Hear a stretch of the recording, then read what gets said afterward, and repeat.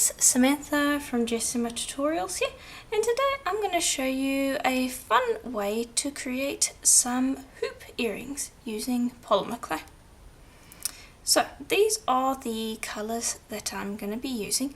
Now the first three, these ones, are colour recipes that I have mixed up. This is a ready-made colour that you can just buy straight and use from the packet. Along with this one.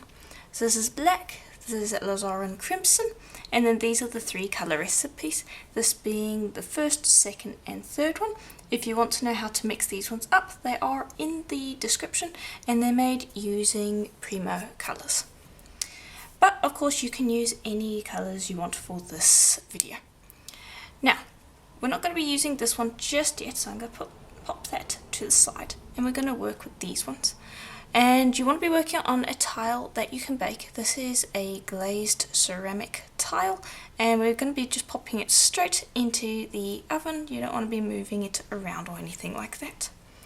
So take your colours, have them all lined up next to each other, and then just use a piece of paper to give it a burnish so that it's stuck well to the tile and has a nice matte finish on the one side.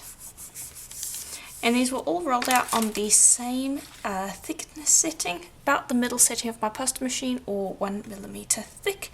You want them all to be the exact same thickness. Then I am going to use the smallest cutter from my micro circle cutter set. Here are the other sizes. And it really does depend on the disc size that you want for this. I want quite a small disc size, so I'm using a small cutter. And what you're going to do is for each earring you want 2 of each colour, so that means we're going to be cutting out 4 discs from each colour. This is relatively simple, but I thought it was a cute idea. It makes some nice, very easy to make earrings. This is a great project if you are just starting with polymer clay. Very simple and easy to make, and you can mix it up a little bit. You don't have to follow what I am doing exactly. Use any colours you want, but yeah, just 4 from each of these colours, like so. And that's really all that needs to happen. Then remove the extra clay.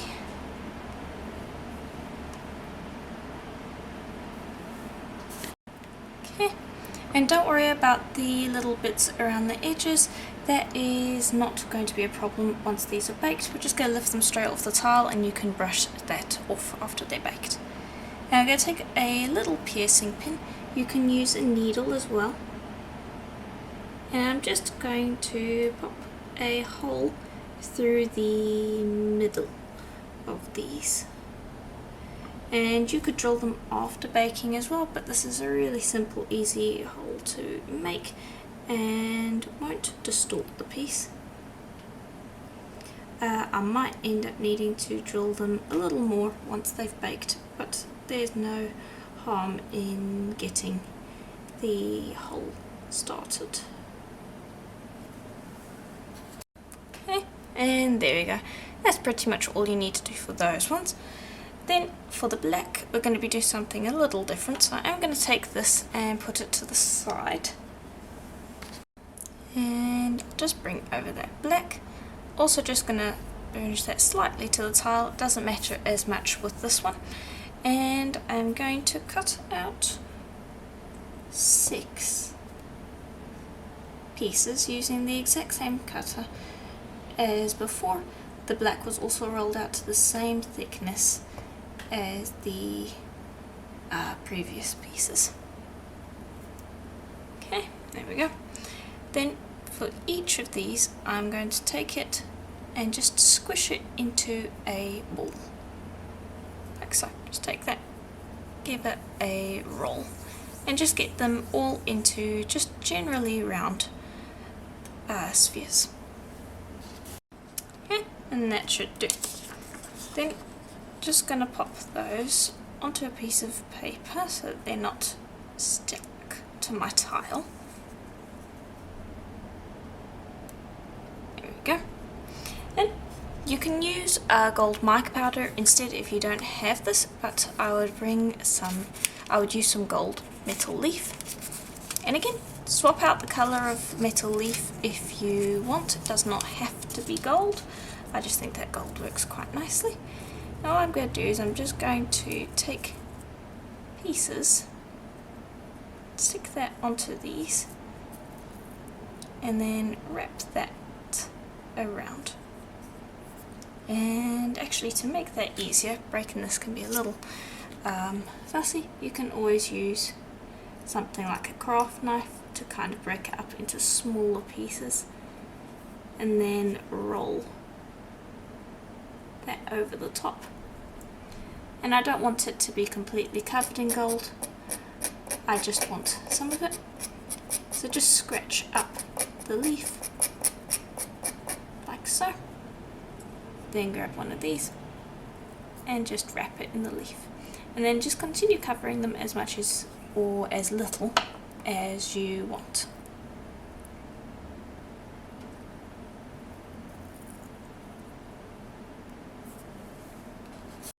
Okay, and then when you've done that, you should have quite a bit of the metal leaf left, unless you're making a lot of little beads. If you do have any left, just pop it back into the paper folder that it should come with and pack that away. And then as for these, we're not going to leave them exactly like they are. Just take that and give it a really firm, thorough roll. And this is both going to burnish the metal leaf into the clay, but it will also crackle it and give it a more interesting effect. And you're going to do that with each of them. Take the way they are, you can see it's kind of patchy. Give that a good firm roll, stretching the clay around, burnishing the metal leaf into there and giving it a nice crackle.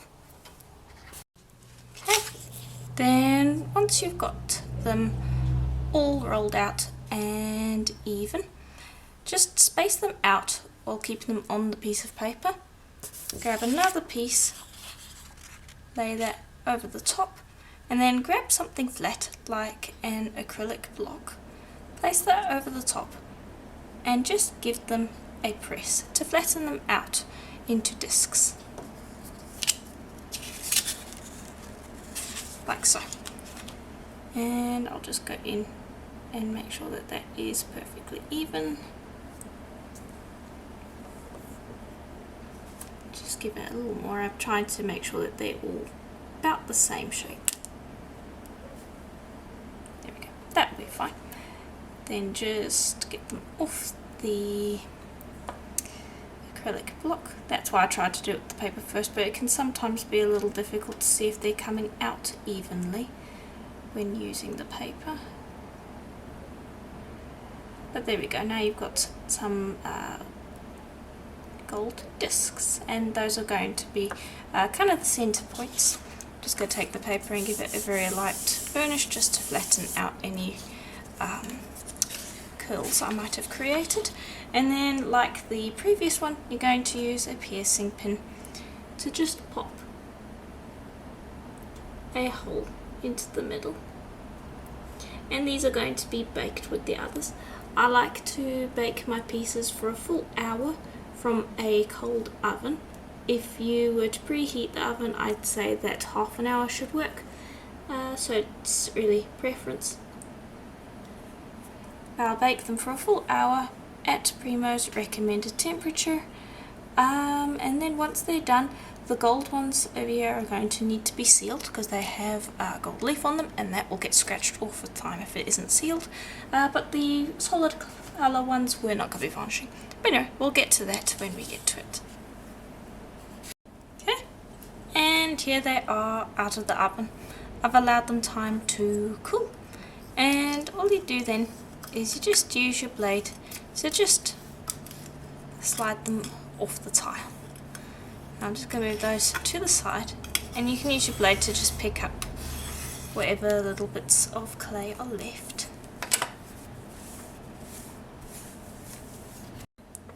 And then for each of them, those edges should be easy to just kind of, you can run your nail around them and the fluff will come off very easily. And you'll do that for each of them. And I'll go through all of them individually. But for this now, I'm going to just grab our piercing pin again.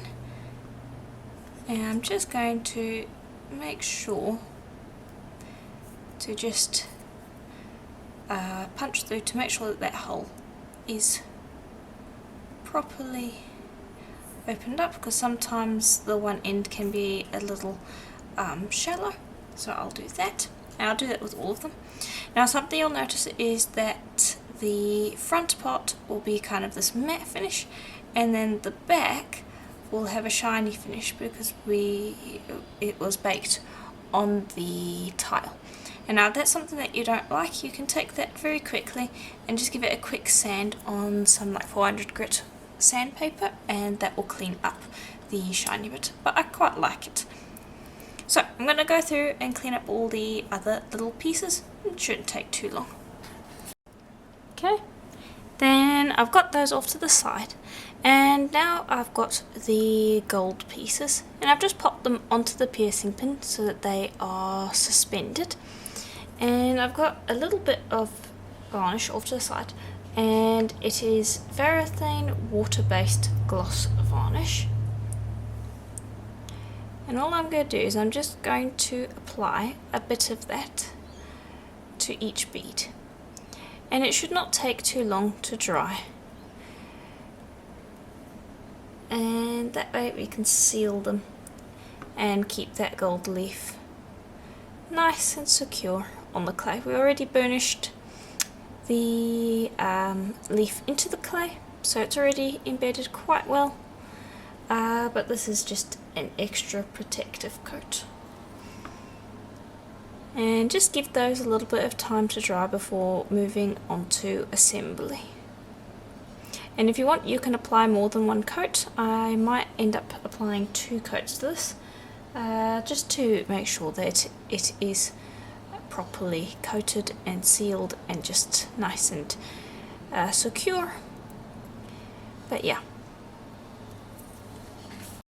Okay, and then once they're dried, you're good to start assembling your piece. And I'm going to be using one of these little hoop earrings. I actually have never shown how to make one of these on a video, and it's actually surprisingly simple. So the pattern I've got requires some of these tiny little spacer beads, and they're just little gold rondelles. I'm going to pop 2 of those on the ear wire, and then I've got a little round gold spacer as well. And you could make these out of clay if you wanted to. They're very tiny, so I'm not going to venture into that, but you absolutely could make them out of the clay if you wanted. Then I'll pop on one of the little discs, another gold spacer, and then another disc, and you'll continue through that pattern. It's a little fiddly, just bear with me for one moment while I get that in. There we go. And you'll just go through the pattern. Now what I like to do is, you've kind of got the front of the disc which is domed, and then you have the back which is quite flat and a bit shiny.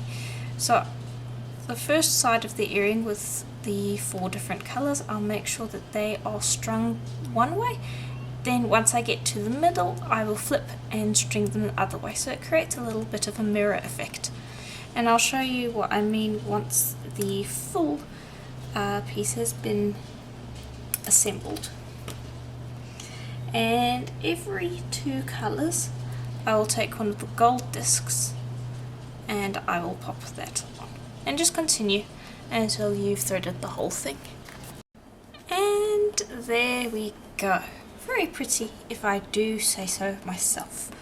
And you can see here that you kind of got the flat edge on the one side facing the one way, and then the flat edge facing the opposite way, so it creates a nice kind of flow to the piece.